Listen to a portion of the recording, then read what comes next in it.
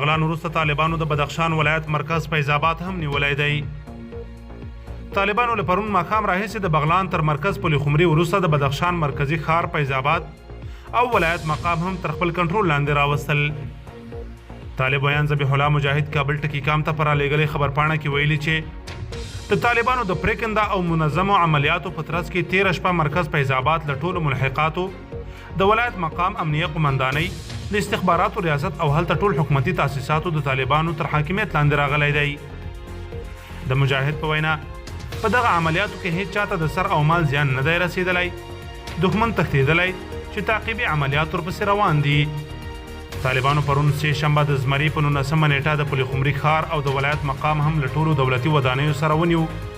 نیمروز، جوزجان، سرپل، کندوز، تخار، سمنګان، فراه، بغلان او بدخشان هغه ولایتونه دي چې په تیرو 9 ورځو کې د دولت تر حاکمیت وتلي او دا مهال په بشپړه توګه د طالبانو په کنټرول کې دي.